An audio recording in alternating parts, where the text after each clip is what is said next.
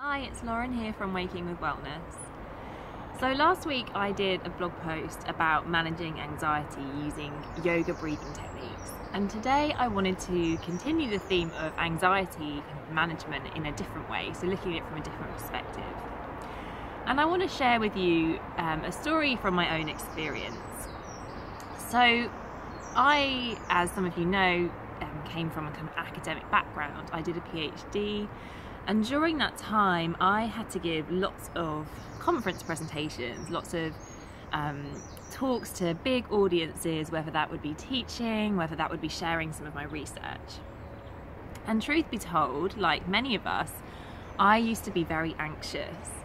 And so often I would come across as not really feeling anxious at all. But deep inside, I felt really anxious. And I remember one talk in particular when I was in America, and I gave this talk to a huge audience, and I was so aware of how dry my mouth used to get. So one time I remember doing a talk when we did this little kind of practice presentations when I first started my research and first started doing kind of big presentations, and someone said to me, "Oh, it was really annoying that you were chewing gum throughout it." And I was like, "Oh, I wasn't chewing gum, my mouth was just so dry that it kind of sounded like I was chewing gum." And so when I went to America, I kind of came up with this genius idea that if I sucked a lemon before my talk, it would make my mouth really like salivate loads, and so I wouldn't get such a dry mouth. And so literally before I went on stage, I was sucking this lemon, which, to be fair, I think kind of helped. It made me feel like I was doing something anyway. So that was kind of where I came from in kind of managing my anxiety. What I would do is just to kind of like do anything that I could to get rid of it, to kind of like ignore it, to push it down, to just to like put on this kind of show that actually, you know, I felt really confident and, you know, I wasn't feeling anxious at all. And then a few years later, I kind of started to,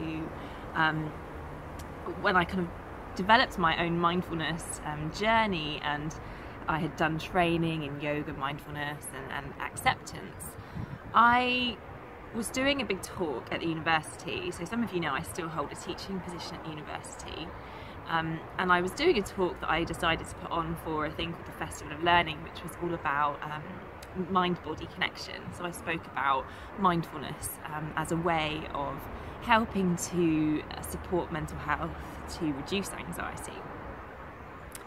And again, this was quite a big talk. It turned out to be one of the most popular events of the whole festival, which was amazing, but also quite daunting. And I thought for this talk, you know what, I'm going to try something different. I am going to try the complete opposite strategy of what I normally do. Because part of what I was talking about was kind of helping people to use mindfulness and acceptance-based strategies to manage their anxieties, their emotional well-being.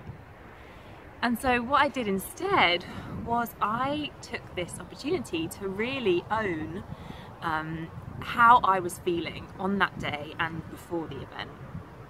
And so I included this slide where I talked about some of the kind of typical thoughts that would come to me before I do a presentation. Okay, so some of those thoughts are, and they still are a lot of the time kind of there, although they're not as strong anymore, are things like, you know, who are you to be talking about this? Things like, you're really going to mess this up. Like, you're going to lose your words. People are going to be staring at you. It's going to be humiliating. And all of these kind of really like nasty thoughts that I would typically get before I did a presentation. And not only that, there would be then the anxiety related physical symptoms associated with that. So that would be the dryness of the mouth, the heart palpitations, my stomach feeling in knots, and my heart beating really fast. And so what I did at the start of this talk was start with a mindfulness exercise, as I typically do, but then actually really own how I felt.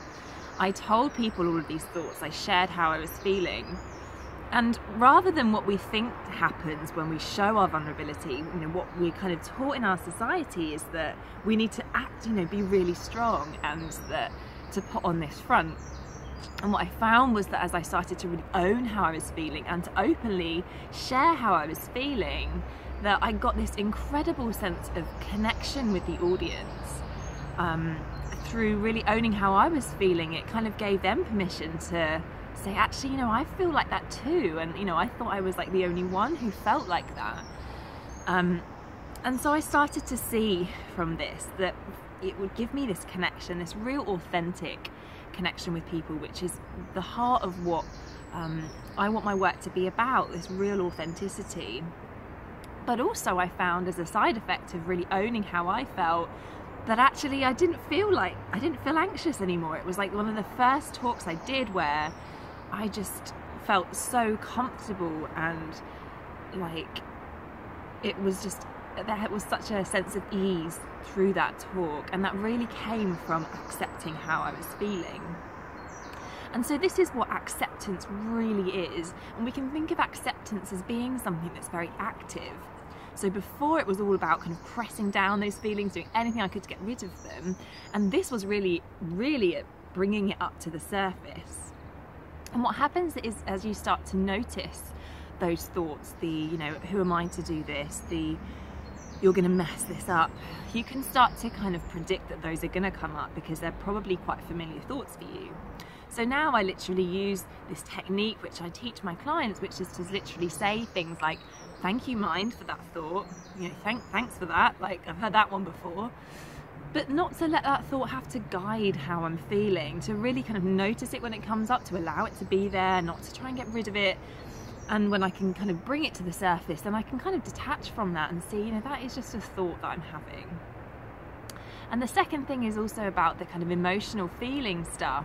Whereas what we try and do is to get away from those difficult, uncomfortable physical feelings that we have in our body.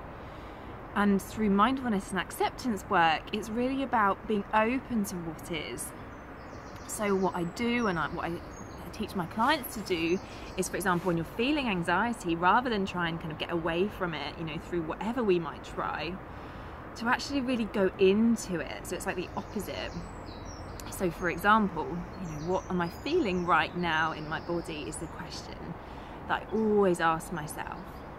Okay, so that might be, you know, when I'm feeling this anxiety, you know, I can feel it as this kind of my heart feels really fast.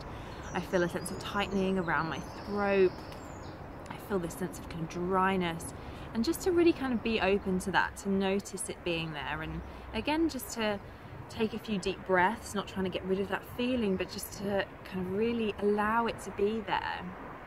Because really what our emotions are often is that they just want to be noticed, they just want to be accepted.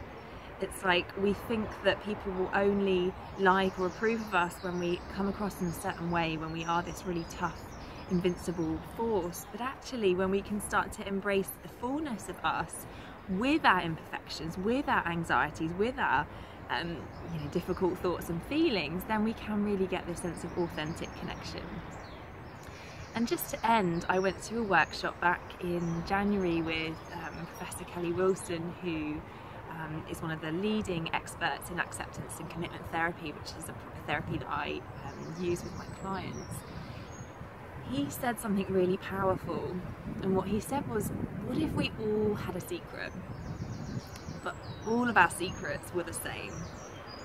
Like, what if we all felt we had a secret, like that, you know, I'm an imposter, I'm not good enough, you know, I just came into this job role or whatever it is by chance. Like, we think that this is a secret. If everyone else knew, then it would be like catastrophic, you know. But what if everyone else had that same fear?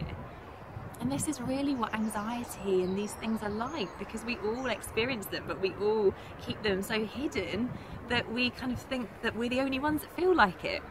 And from my experience, I know that the more we can start to embrace that, and I help my clients by really modeling that, you know, I am not free from these struggles myself, and when I can own them, then I can help others to own them too. And so really this is the message for today, just to start thinking about what is it that you're fighting with. What are the kind of thoughts that come up for you? Maybe even write those down, get really familiar with them. What are the physical feelings that come up for you? Learning to kind of sit with, to stay with those feelings. And when we can open up to them, we let go of the struggle. And it's through that letting go of the struggle with our thoughts, our feelings, that we can actually start to make inspired changes. We can realise that our thoughts, our feelings don't have to control our behaviour.